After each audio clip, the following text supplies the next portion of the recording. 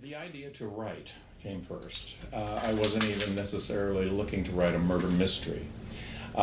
This particular storyline occurred to me in 1988 when I happened to read a summary of an unsolved murder that took place in Springfield that has always been very much a part of the urban legend of Springfield, Illinois. It was the murder of a young lady who attended Sacred Heart, or pardon me, it would have been Sacred Heart Academy back in 1957, that was never solved. And that story always stayed with me, and I always thought, wouldn't it be interesting if I could weave that into a story?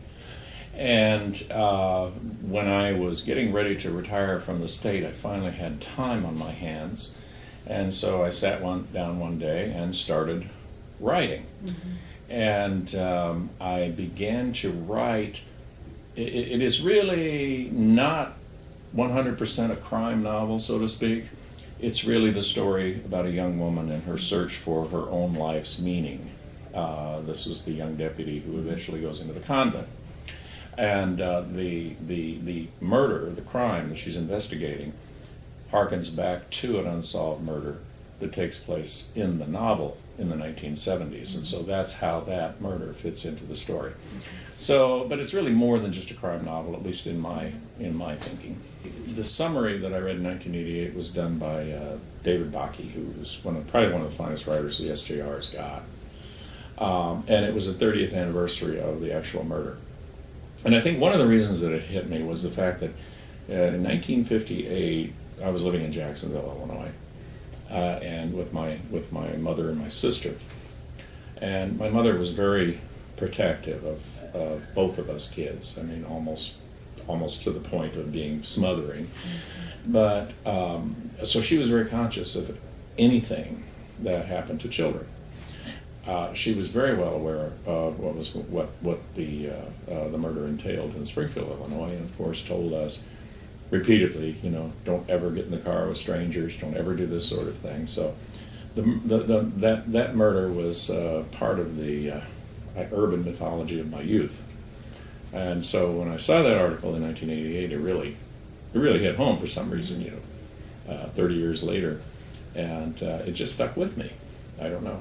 And it was quite thorough, and quite a good analysis of something which now will never be solved. Mm-hmm. Well, it's all fiction. Okay. All fiction. There's no question about that. It's inspired by that particular murder, or at least the backdrop of the story is inspired by that murder. But it is entirely fictional. I've made up the characters. Obviously, I don't know what happened, so I've created the scenario. Mm-hmm. And the murder actually takes place in the novel in the 1970s. As opposed to the 1950s.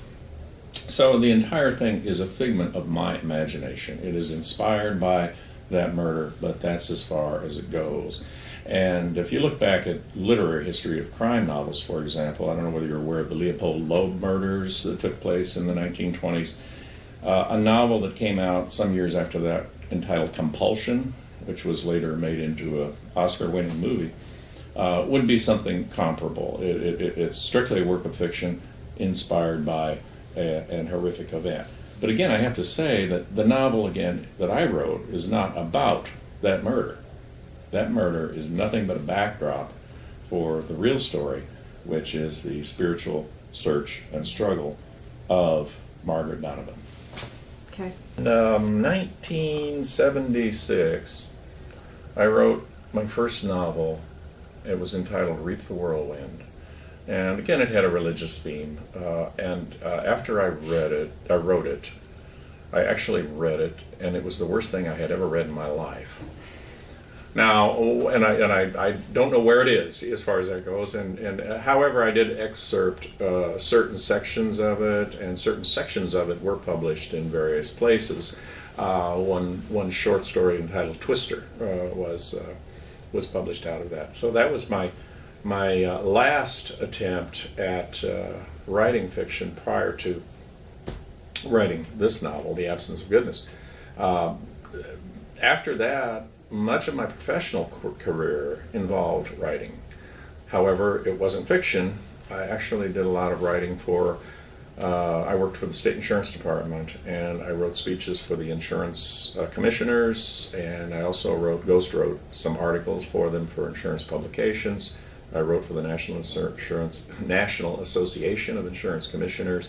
I did a lot of writing in my profession, and one of the reasons I think that they kind of enjoyed having me do it was because I could spice it up, a little bit, and make it a little more interesting. But when I went to the publisher for this one, this was a self-published book, as you know, and they part of the package is editorial services. So there was a lady from New York who did help me edit this quite well. One of the things that I did and do, however, is before we even get to that point, I have 3 people whom I know who read this very carefully, and so by the time I get it to an editor, between what they do and what I do, it's fairly clean copy, and I think that's really important. If anybody wants to write a book and wants to be taken seriously, do good, clean work before you ever try to give it to anybody, because that says something about you. And if you ever get a shot at getting it published, that'll help. Nowadays, ever since 9/11, in the old days you heard about writers, some of the famous writers who got discovered, so to speak, because they sent their scripts into a publisher, and the publishers would accept, in the old days, manuscripts from people who were unknown. And as late as the late 1990s, certain publishers would have what they call slush piles. And they'd go through and occasionally find something they'd like. Voila, you've got a published book.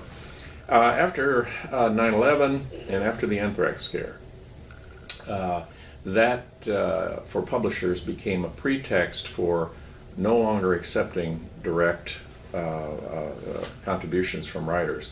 And they now only work, most of them now only work through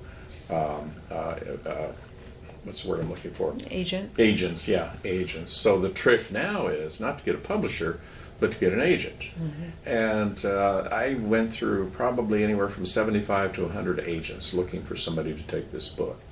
Getting an agent in this day and age to take an unknown is absolute. You got to give it a shot. You've got to try it, but it is extremely difficult to do. Mm-hmm. So I looked around and found a fairly decent, a very good publishing house, and they were very reasonable. Mm-hmm. And it's possible to put out a quality product and still be able to break even and make a little bit of money on the side. Actually, I'm quite happy with this book. It seemed to say what I felt the need to say. One of the reviews are always very enlightening to me. And one of the reviews of which I was the proudest came from CatholicFiction.net. After I wrote this book, I thought, oh, good Lord, I'm going to be excommunicated from the Catholic Church. I mean, we've got a nun having sex. We got, all of this sort of thing. But Catholic Fiction, the lady from Canada did the review on this, and she really nailed the book. She really nailed the book. While on the one hand, she said, sometimes the sex got a little bit too bad. But she said that the author, me, did a very good job of writing about a religious person and having them come across as a real person as opposed to an icon. Mm-hmm. And she said, and also, not only that, but depicting how difficult it is for a person to maintain a religious vocation in this day and age. Mm-hmm. And she said that she would welcome more of Sister Margaret, and that she thought that it essentially was a good contribution to Catholic literature, which really surprised the heck out of me, but I was very proud of that. Mm-hmm. So I felt pretty good about the